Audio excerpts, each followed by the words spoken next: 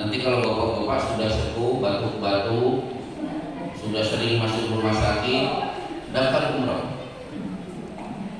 Siapa tahu meninggal dunia di kota Madinah. Meskipun akhirnya begitu di Madinah bahagia tiap hari minum air zam-zam, malah sehat walafiat.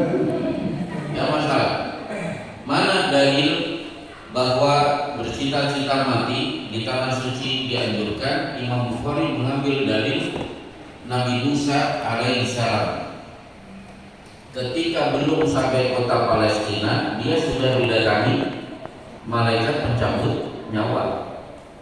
Idnihi bil ardil muqaddasati qadra ramyatin bihajarin. Ya Allah, saya hanya mau mati di tanah suci yaitu Palestina, meskipun sejauh lemparan batu. Dan akhirnya dikabulkan.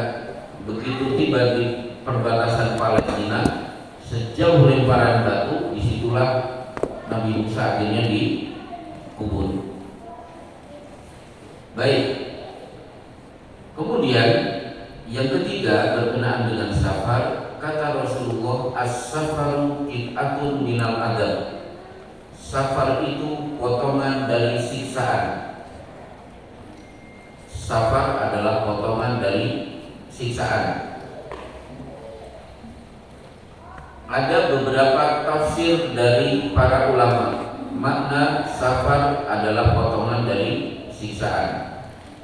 Yang pertama, siapa yang bersafar pasti akan mendapatkan siksaan-siksaan, mendapatkan peristiwa kejadian yang membuat dia tidak nyaman. Buktinya tadi, kita baru berangkat saja sudah tidak nyaman, udara begitu pengap. Itu tanda safar adalah potongan dari siksa atau azab. Mudik lebaran macet, itu potongan dari adab. Mudik lebaran tiket dinaikkan, akhirnya apa? THR mubadir. Betul, kita dapat THR habis buat tiket yang naik berapa persen Pak? Berapa persen? Kelihatannya 100% ya, enggak? 200 lebih. Itu siksaan tidak? Siksaan. Termasuk saya dulu ketika mudik ke Tasik selalu naik motor, ban bocor. Itu siksaan tidak? Siksaan. Barangkali bapak-bapak pernah ke tilang polisi, infak 200.000. Ya itu iuran faksa. Ya baik.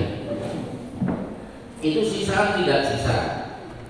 Tafsir kedua, as-safaru qit'atun minal adab. Safar adalah potongan dari adab. Maknanya adalah dosa bapak-bapak dan ibu-ibu yang harusnya disiksa pada hari kiamat sudah qit'atun, sudah dipotong-potong, didiskon di dunia lewat peristiwa yang tidak mengenakan saat bepergian. Jadi jatah siksaan yang harus kita terima di akhirat sudah dipotong, sudah didiskon. Lewat apa? Ya tadi berangkat AC-nya mati.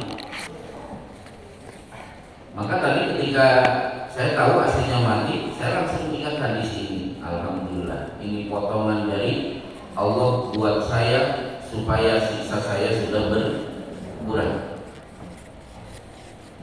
Nah, berkenaan dengan peristiwa yang tidak mengenakan, para ulama membagi itu mungkin adab, mungkin musibah, mungkin rif'ah. Apa maksudnya? Peristiwa yang tidak mengenakan yang kita terima itu mungkin ada. Kapan? Kalau kita mendapatkan peristiwa yang tidak mengenakan, kita menggerutu, ngomel-ngomel, ngeresulo. Kalau orang Jawa kakean sambat, sedikit-sedikit mengeluh, kok kakean sambat. Nah itu, jadi orang yang kalau mendapatkan sesuatu ngeresulo, ngomel-ngomel, berarti itu ada. Tapi kalau dia bersabar, itu musibah. Sebaliknya kalau dia bersyukur, itu namanya rif'ah, cara Allah untuk mengangkat derajat kita.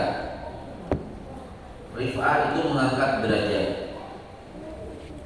Loh, emangnya ada orang yang mendapatkan ujian, dia mendapatkan ujian, dia malah bersyukur. Contohnya di Sunan At-Tirmidzi, Allah bertanya kepada malaikat, hal qabattum hamrata fuadi abdi, malaikat sudah belum instruksi mencabut nyawa anak kecil kesayangan orang tuanya? Sudah ya Allah. Mada qala abdi, apa yang diucapkan bapak dan ibunya ketika tahu anaknya yang lucu-lucunya meninggal dunia? Hamidaka wastarja.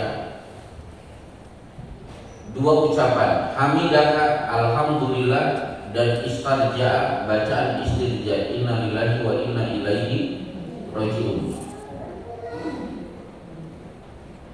Akhirnya Allah berfirman, ubnu li abdi baitan wa samuhu baita alhamdu. Sekarang juga malaikat bangun rumahnya di surga buat orang tuanya, tulis dengan jelas di depan rumah kata-kata alhamdu, segala puji. Kenapa? Dia kehilangan anak. Dia tidak marah-marah, dia tidak teriak-teriak, justru alhamdulillahirabbil alamin, innalillahi wa inna ilaihi rajiun. Ini contoh musibah, dia mendapatkan rif'ah, terangkat derajatnya. Maka sebagian ulama seperti Fudail bin Iyad mengatakan, ini la usabu bi musibatin la ahmadullah ala arba. Saya kalau ditimpa musibah, saya akan mengucapkan alhamdulillah 4 kali. Loh, kenapa bisa begitu? Illam yakun aqdha minha. Saya ucapkan alhamdulillah karena musibah itu tidak seberat yang saya bayangkan. Contoh, bapak keserempet motor, alhamdulillahirabbil alamin. Kemarin tetangga saya keserempet Argo Bromo, kehilangan uang 100.000, alhamdulillah. Nolnya cuma 100.000, nolnya berapa sih? 5, sampai lupa saya. Kemarin tetangga saya nolnya 6. Jadi dia tetap masih bisa mengucapkan alhamdulillah. Dan yang paling hebat, illam yakun fi imani, kalau musibah itu tidak menimpa imanku. Menimpa badanku tidak apa-apa, yang penting tidak menimpa imanku, maka dia masih bisa mengucapkan alhamdulillahirabbil alamin.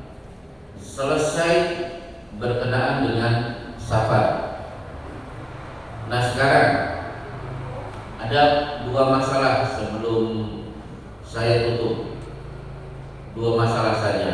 Ini saya dapatkan kata-kata bagus dari seorang ulama. Yang pertama saya dapatkan kira-kira sebulan yang lalu, inna min ajaibid dunya an yasriqa al-ghani wa yatasaddaqul faqir.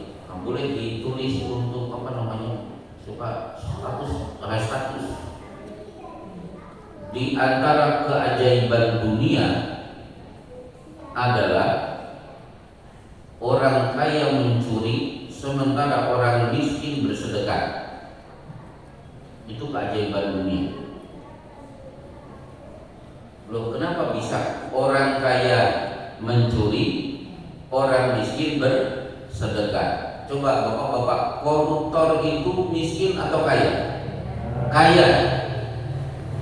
Mobilnya gonta-ganti, beda dengan mobilnya cadar yang gonta-ganti cuma olinya saja sama ban.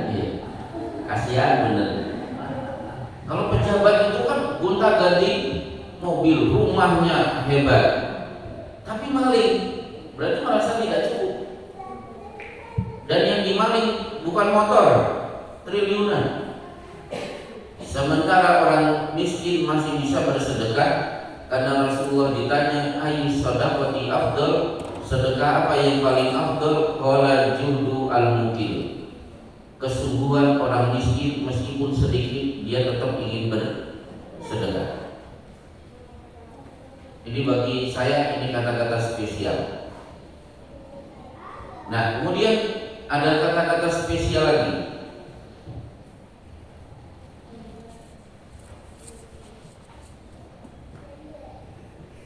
Fir'aun, ucapan yang terkenal dari Fir'aun yang belum pernah diucapkan manusia manapun di dunia ini apa? Ini bapak-bapak, ibu-ibu diam itu tidak punya jawaban atau sedang mikir? Belum pernah dengar? Ya. Tapi diam-diam seolah-olah mikir padahal tidak punya jawaban. Itu kan aneh juga itu. Fir'aun itu punya kalimat, ana rabbukumul a'la, aku Tuhanmu paling tinggi. Coba di surat Al-A'la nanti bapak-bapak ibu-ibu cari. Faqala idhab ila fir'auna innahu tagha.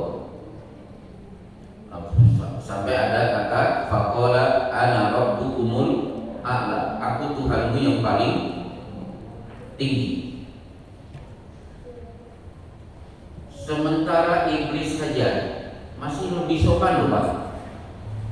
Qala rabbi fa'anzirni ila yaumi yub'atsun. Wahai Rabbku, wahai Tuhanku, berikan aku umur panjang sampai hari kiamat. Berarti iblis mengakui Allah sebagai Rabbi, Tuhanku. Iblis berarti percaya yang bisa memanjangkan umur hanya Allah. Iblis yakin kiamat itu pasti ada, masih sopan. Tapi Fir'aun, ana rabbukumul a'la, aku Tuhanmu yang paling tinggi.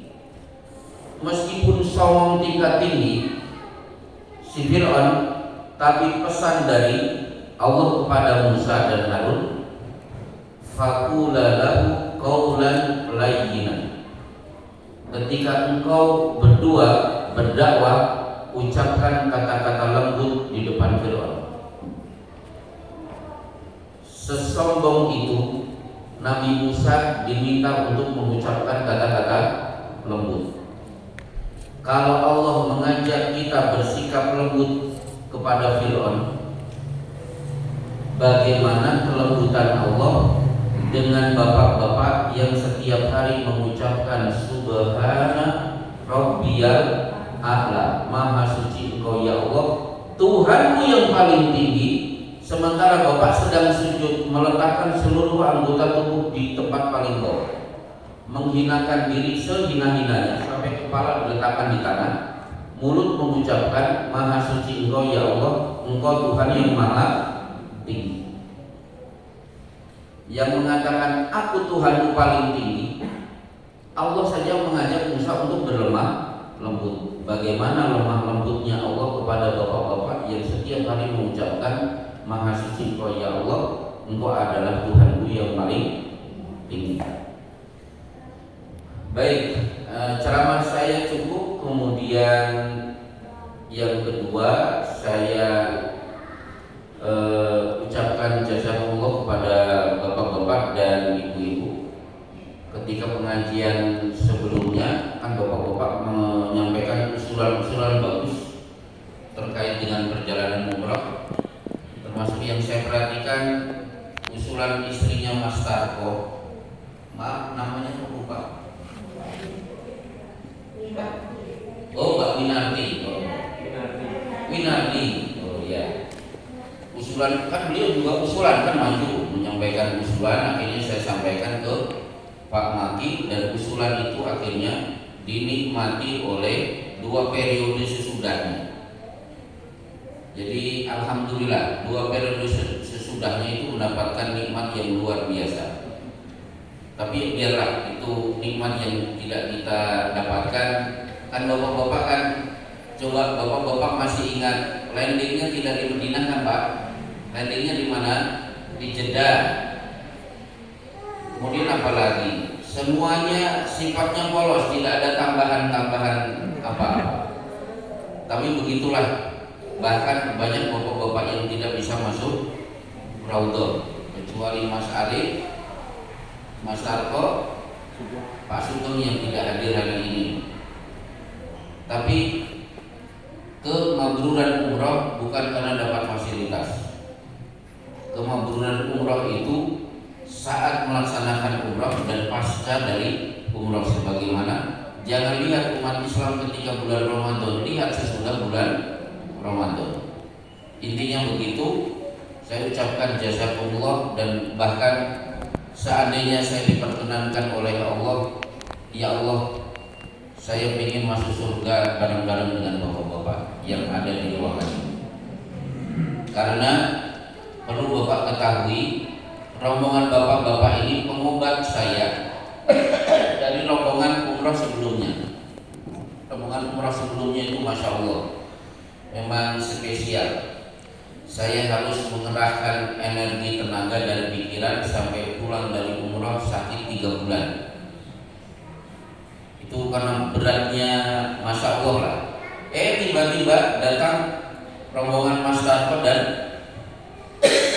Mas Arif, itu hiburan yang luar biasa. Saya akan kenang sepanjang masa. Dan saya anggap sebagai rombongan umroh terbaik, dan ini kata-kata yang tidak mengada-ngada, insya Allah. Baik, kelihatannya cukup dan tidak ada tanya jawab kelihatannya, karena acara masih banyak kan. Saya yakin hati bapak-bapak sudah ingin bagi-bagi hadiah. Begitu ya Pak ya, kita sepakati. Karena kita sudah lelah dengan perjalanan, akhirnya acara selanjutnya saya serahkan kepada Mas Tarko. Wassalamualaikum warahmatullahi wabarakatuh. Assalamualaikum warahmatullahi wabarakatuh. Waalaikumsalam warahmatullahi wabarakatuh. Mantap, nama mantap Bapak Ibu. Kalau nanti kurang udah dibikin Pak Arif, bisa dilihat lagi. Kata kuncinya